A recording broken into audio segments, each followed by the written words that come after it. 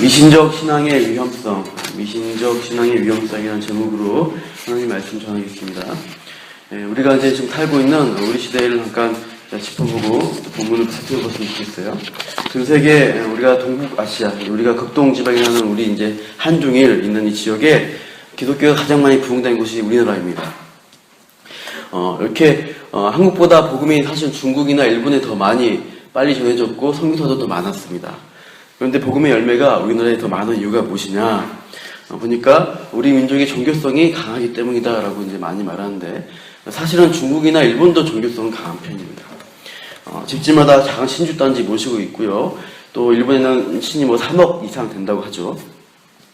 그러나 이제 그 나라가 어렵던 이유는 이제 외세로서 선교사를 파송한 미국이나 영국이 외세의 침탈로 이제 느껴져서 반대를 많이 되었고, 우리나라는 일본이 우리나라를 침탈했기 때문에 그 이제 선교사님의 그런 나라들이 우리의 친구로서 또 우리의 우호적인 나라로서 이해됐기 때문에 그렇지 않나 이제 역사적으로 이해를 합니다.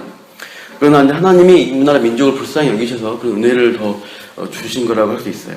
그러나 이제 우리 안에 옆 나라 일본이나 그런 중국처럼 위험한 종교성이 똑같이 있습니다. 바로 우리 민족 속에 있는 무속신앙이라고 할 수 있어요. 무속신앙 안에 포함되어 있는 정확한 내용은 기복주의와 또 신앙을 도구화시키는 것입니다.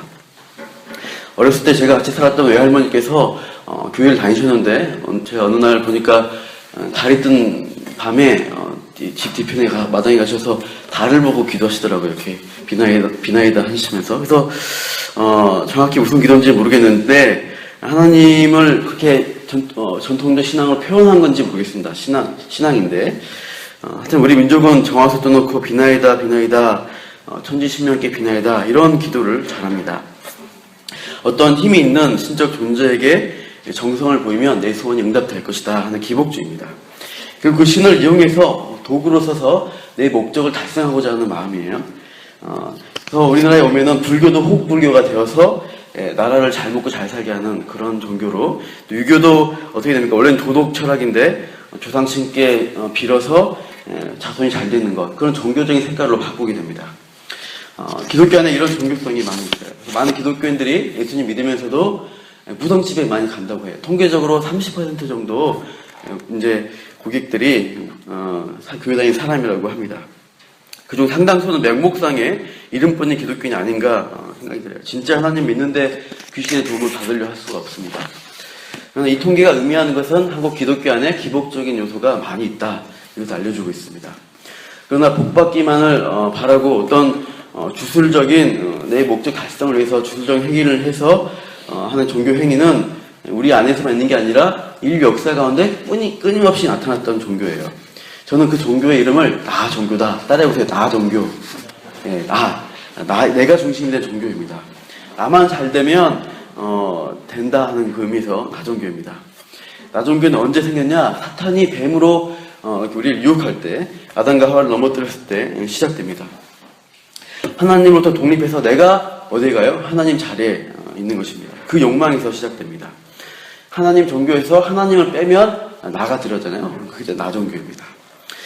나 종교는 종교 안에서 성경 안에, 그리고 성경의 인물들 안에 계속 반복되어 나타납니다. 아담과 하와도 그렇고 아벨을 죽인 가인에게서도 보이고요.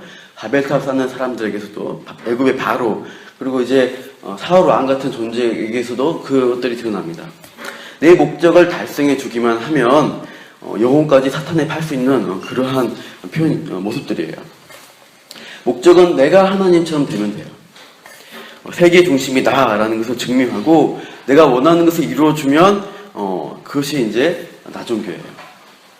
오늘 본문에 사사기 말기에 타락한 이스라엘의 영적 상태를 보여주고 있습니다. 어제 3장 1절을 보시면 여호와의 말씀이 희귀해졌다라고 말씀하시고 있어요.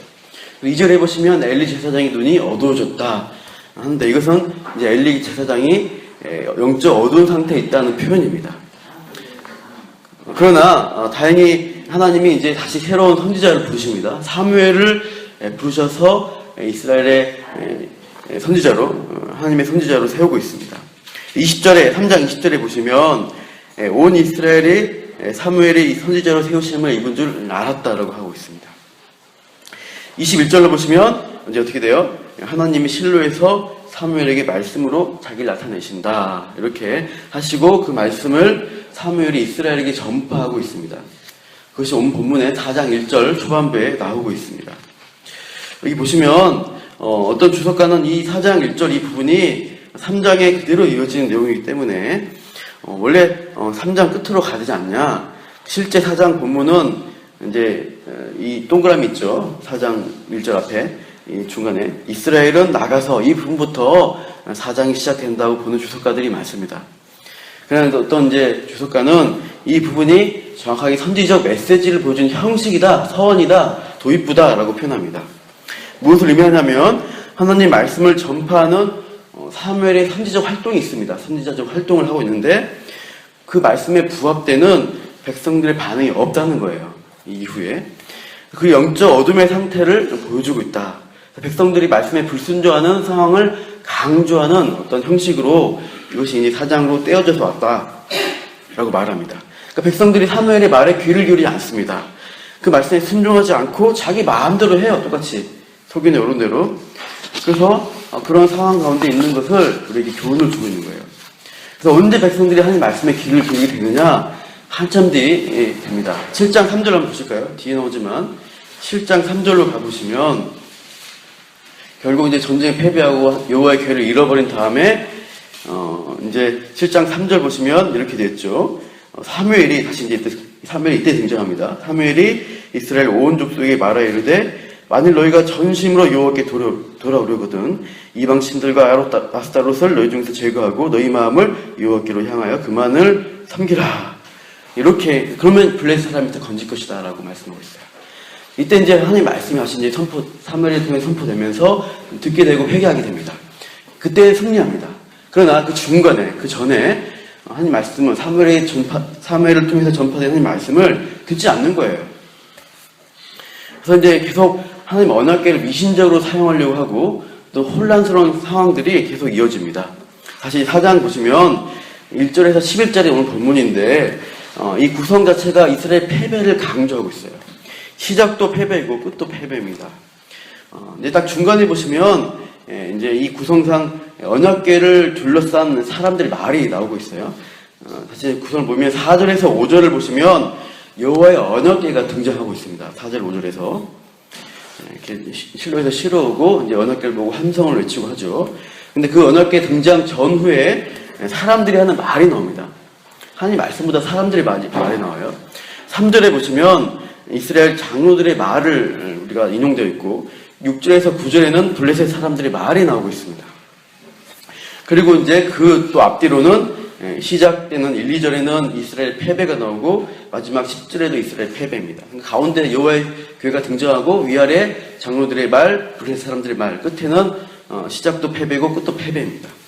그런 식으로 구성되어 있어요. 왜 이렇게 패배만 하느냐? 이것을 강조된 것이 뭐예요? 아까 말했듯이 말씀을 듣고 하나님 앞에 바로 서려는 노력이 없습니다. 회개하고 순종했다는 내용이 7장 3절 이전에는 없는 거예요. 그냥 자기들이 나가서 승리하겠다라고 하는 것입니다. 이렇게 말씀에 대한 반응이 없으니까 이들은 어떻게 해요? 인간의 생각, 인간의 계략을 따르게 됩니다. 이스라엘 사람들이 첫 패배 이후에 어떻게 하면 이길 수 있을까 고민하게 돼요. 그래서 이 전략이 무엇이냐? 3절에 그 전략이 나오고 있습니다. 한번 읽어볼게요. 3절 시작. 백성이 진영으로 돌아오매 이스라엘 장로들이 이르되 여호와께서 어찌하여 우리에게 오늘 블레셋 사람들 앞에 피하게 하셨는고 여호와의 언약궤를 실로에서 우리에게로 가져다가 우리 중에 있게 하여 그것으로 우리를 우리 원수들의 손에서 구원하게 하자 하니. 여기서 보면 이스라엘 장로들이 왜 패배했는지 알고 있습니다. 하나님이 피하게 하셨다라고 하고 있어요. 하나님의 뜻인 줄 알고 있어요. 그러면 하나님 말씀으로 돌아가야 되는데 어떤 전략을 짜고 있느냐? 해결책은 말씀에 우리가 말씀을 귀 기울이고 우리 마음을 새롭게 하고 회개하자 이게 아니라 언약궤를 가져오면 이길 거다. 하나님의 언약궤를 우리 진중에 가지고 오면 승리할 수 있다라는 생각을 합니다. 근데 이 생각이 근거가 있어요. 여호수아 시대에 하나님의 언약궤를 가지고 앞세워서 승리한 역사적 사실이 있습니다. 홍수물이 내리는 오던강을 건너야 되는데 어떻게 했어요? 언약궤를 맨 제사장이 먼저 가니까 발이 물에 잠기니까 강물이 갈라졌습니다. 또 어떻게 해요? 언약궤를 앞세우고 여리고 성을 뺑뺑뺑 도니까 여리고 성벽이 열렸어요. 이번에도 그렇게 하면 승리할 수 있을 거야 라고 생각하는 겁니다. 그러나 이들은 하나님의 본뜻이, 진짜 뜻이 무엇인지를, 원하시는 것이 무엇인지 들으려고 하지 않습니다. 일단 자기들의 승리만 이루어지면 된다라고 생각하는 어떻게 보면 기복적인 마음을 가지고 있어요. 4절 보시면 이제 여호와의 언약궤가 등장하게 되는데 그것을 어떻게 묘사하고 있습니까? 그 궤가 맞다라는 것을 표현하고 있습니다. 그룹 사이에 계신 만군의 여호와의 언약궤라고 표현되어 있죠. 의심의 여지가 없는 모세 시대와 여호수아 시대에 있었던 그 언약궤입니다. 승리를 거둬주었던 능력의 언약궤 하면서 만군의 여호와라는 표현 자체가 군사적 하나님, 군사의 승리를 주시는 그 하나님의 이름을 가지고 있습니다. 근데 문제는 뭐냐? 이 다음에 나오고 있어요. 문제가 이 언약궤를 가져온 사람이 누구입니까? 누가 가져왔어요? 4절 마지막 뒷부분 보시면 엘리의 두 아들 홈니와 비느하스가 여호와의 언약궤와 함께 거기에 있었습니다. 함께 등장합니다. 이들이 그때 제사장이었기 때문에 언약궤를 이제 메고 온 것이죠. 앞서 2장, 3장 우리가 내용을 봤지만 거기에 엘리 두 아들 홈니와 비느하스에 대해서 뭐라고 하나님이 선포하셨어요? 말씀을 뭐라고 하셨어요? 심판입니다. 하나님을 두려워하지 않고 망령된 일을 행하는 이 두 제사장 홈니와 비느하스에게 심판하겠다라고 미리 2장에 걸쳐서 예고하셨습니다. 홈니와 비느하스를 한날에 죽이시겠다라고 말씀하셨죠. 전쟁터에 나온 이 두 사람이 언약궤를 메고 나왔어도 이제 어떤 일이 예상이 돼요? 이제 두 사람 다 죽겠구나. 또 이스라엘도 함께 패하겠구나라는 것을 우리가 예상할 수가 있어요. 그러나 그것을 모르는 하나님 말씀에 귀 기울이지 않은 이스라엘은 어떻게 해요? 언약궤 등장만 보고 어떻게 합니까? 5절 보면 사기가 충천해서 고함을 함성을 지릅니다. 땅이 울릴 정도로 큰 소리로 야 우리가 이겼다라고 이제 자신감을 가져요. 그러나 이 언약궤 등장에 이스라엘 반응이 이렇게 승리를 미리 기뻐하고 있지만 이제 우리가 말씀 보면 어때요? 7절 9절 보시면 블레셋 사람들이 주눅이 들어야 됩니다. 먼저는 사실 주눅이 들었어요. 7절 보시면 두려워합니다. 화로다라고 말합니다. 8절에 보시면 능한 신들의 손에 어떻게 건지겠느냐, 재앙으로 애굽을 쳤던 그 신들이다 이렇게 표현하고 있어요. 그러니까 이미 애굽의 사건들을 통해서 얼마나 하나님의 능력이 있었는지를 사건 자체는 알고 있습니다. 그러나 이상하게 블레셋 사람들이 이 두려워하는 수세에 몰린 상황 가운데서 어떻게 역반응이라는 게 9절입니다. 9절 보시면 너희 블레셋 사람들아 강하게 되며 대장부가 되라. 너희가 히브리 사람의 종이 되기를 그들이 너희의 종이 되었던 것처럼 하지 말고 블레셋 대장부 같이 되어 싸우라. 오히려 죽을 힘을 다해 싸우자. 오히려 힘을 내 싸우자. 대장부가 돼서 싸우자라고 얘기합니다. 그래서 결과적으로 다시 전쟁을 하니까 어떻게 됐어요? 이스라엘이 처음에 4,000명으로 패배했습니다. 이번에는 3만 명 전사로 대패하게 됩니다. 그리고 최종 결론은 뭡니까? 11절입니다. 11절 같이 읽어볼게요. 시작. 하나님의 궤는 빼앗겼고 엘리의 두 아들 홈니와 비느하스는 죽임을 당했더라. 자, 이게 무엇입니까? 말씀대로 되었어요. 2장 3장에서 하나님 계속 말씀해 왔던 대로 이 두 심판받을 두 인간은 죽게 됐습니다. 이스라엘의 이 패배의 교훈은 무엇을 말씀합니까? 하나님 말씀에 귀를 기울이고 먼저 순종해야 된다. 이것을 말씀합니다. 언약궤만 있으면 이것만 있으면 과거에도 그랬으니까 승리한다. 언약궤만 있으면 이긴다는 공식은 미신입니다. 나 종교의 거짓 교리였어요. 우리가 해야 할 것은 하나님 앞에 그 물건 앞에가 있는 것이 아니라 인격적인 하나님 앞에 나아가는 것을 하나님이 요구하십니다. 여호수아 시대에 아이성 전투에서 이스라엘은 패배합니다. 그때 언약궤를 이용해서 승리하려고 하지 않습니다. 오히려 언약궤 앞에 옷을 찢고 머리에 티끌을 쓰면서 회개합니다. 여호수아 7장 9절을 한번 찾아보실까요? 여호수아 7장 9절입니다. 여호수아서 한번 7장 9절을 보시죠.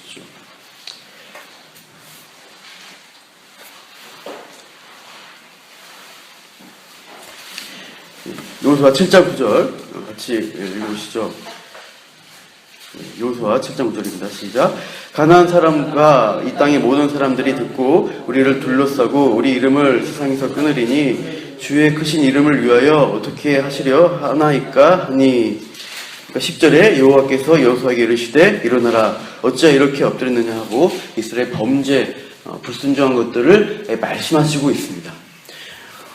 한 번의 패배 이후에 이들이 승리한 비결은 하나님 말씀 앞에 하나님 뜻이 무엇인지를 듣고 그 말씀 앞에 회개하며 돌이키는 것이었어요. 하나님 말씀 반응한 것이 하나님의 뜻입니다. 이렇게 하나님 앞에 구하며 나아갈 때 하나님이 그 이후에 바른 길을 통해서 승리의 길로 인도해 주십니다. 그것이 하나님 백성이 사는 길이었어요. 그러나 오늘 본문에